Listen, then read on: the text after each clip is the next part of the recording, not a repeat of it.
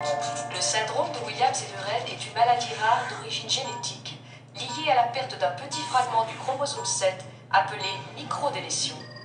Cette microdélétion du chromosome 7 est à l'origine de plusieurs manifestations, comprenant notamment une déficience intellectuelle, des anomalies cardiaques et vasculaires, ou encore des particularités physiques et comportementales. Une maladie rare touche moins d'une personne sur 2000. Le syndrome de Williams et de Rennes est encore plus rare, puisqu'on estime qu'une personne sur 10 000 est concernée. Il touche indifféremment les garçons et les filles, quelle que soit leur origine géographique.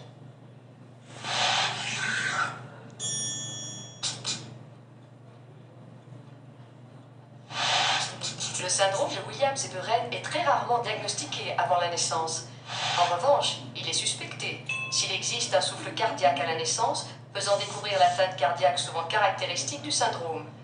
Puis, devant l'association d'un retard du développement psychomoteur, retard à la marche, retard de langage, un retard de croissance, des traits physiques particuliers, des troubles digestifs et parfois des troubles du comportement. Le diagnostic est plus souvent évoqué par un généticien ou aussi par un pédiatre ou un cardiopédiatre expérimenté.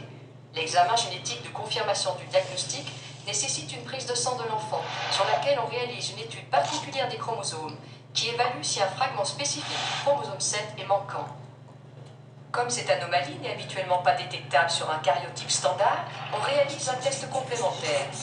Le test FISH, hybridation in situ fluorescente, qui allume une petite sonde dans la région habituellement perdue.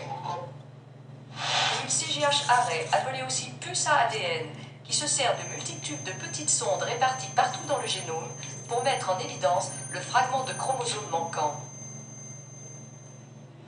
Les principales caractéristiques qu'on peut retrouver dans le syndrome sont des pathologies cardiaques, rétrécissement ou sténose artérielle, le plus souvent au niveau aortique et ou pulmonaire, très caractéristique du syndrome de Williams, qui peuvent s'associer à un souffle cardiaque. Elles ne sont pas forcément présentes chez toutes les personnes atteintes. Un taux de calcium trop élevé dans les urines et le sang, hypercalciurie, hypercalcémie, notamment à la naissance ou pendant les 2 premières années de vie, un retard du développement psychomoteur, hypotonie dans la petite enfance avec des enfants décrits comme trop mous, une station assise et une marche acquise plus tardivement, difficultés de motricité fine, difficultés de repère dans le temps et l'espace, troubles visuospatiaux. Une déficience intellectuelle légère à modérée, responsable de difficultés d'apprentissage scolaire, des difficultés de concentration et une hyperactivité.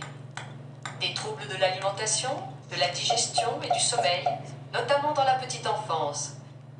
Les troubles du sommeil persistent souvent à l'adolescence et à l'âge adulte. Une croissance plus lente et parfois une puberté précoce responsable d'une taille plus petite par rapport à la population générale. Des traits physiques reconnaissables, le contour des yeux gonflés, l'iris étoilé, des joues pleines, un grand front, un profil plat, un visage allongé et mince, un nez court avec une pointe renflée, une grande bouche.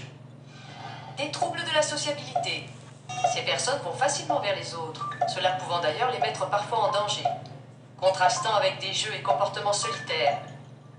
Leurs interprétations des interactions peuvent être erronées, car basées sur des analyses faussées dans le rapport à l'autre.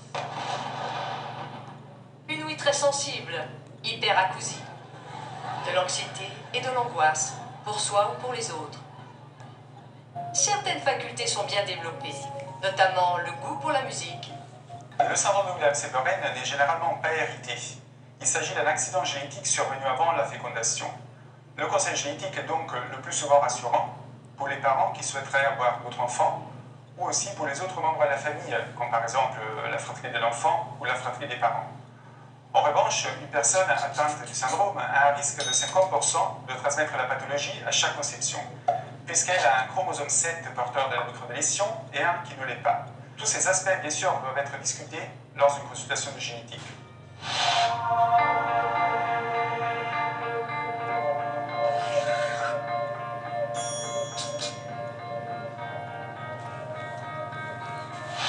Au moment du diagnostic, toute personne atteinte du syndrome de Williams et de Rennes doit bénéficier d'une prise en charge pluridisciplinaire.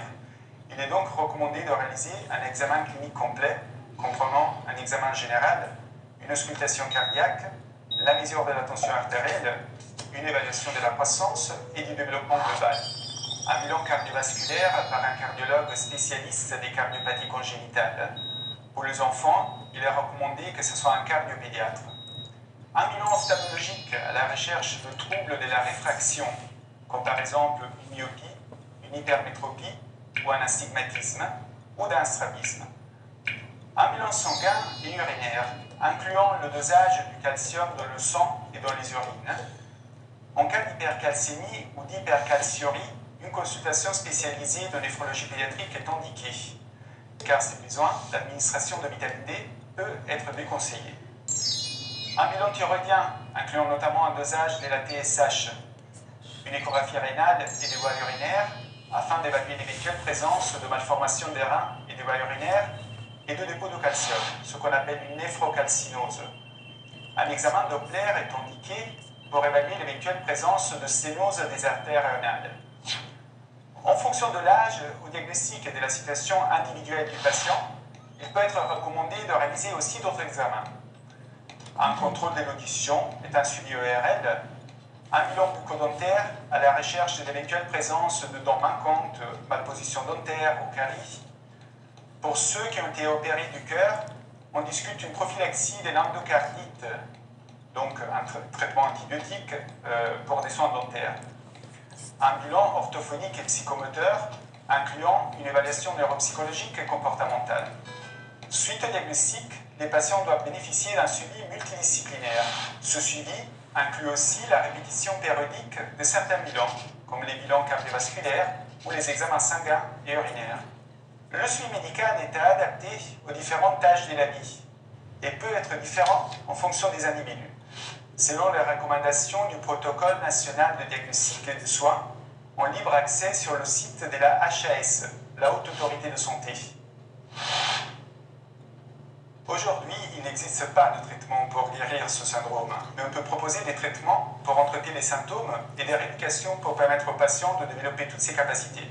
L'accompagnement global peut débuter dès l'enfance, soit dans des structures de prise en charge médico-sociale, comme les centres d'action médico-sociale précoce jusqu'à l'âge de 6 ans, puis dans des services d'éducation spéciale et de soins à domicile ou des services d'accompagnement à la vie sociale, ou encore à l'âge adulte dans des services d'accompagnement médico-social pour adultes handicapés. Le suivi peut également être réalisé en libéral, soit dans l'attente d'une prise en charge en structure médico-sociale, soit si les parents y sont plus favorables. Concernant la prise en charge de rééducation, l'orthophonie peut aider à l'apprentissage du langage, la psychomotricité peut permettre d'améliorer le développement moteur et la rééducation des troubles visuospatiaux.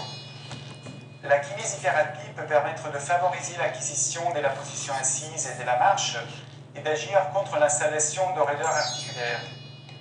L'ergothérapie peut aider à l'apprentissage des tâches de la vie quotidienne, comme s'habiller, manipuler des objets.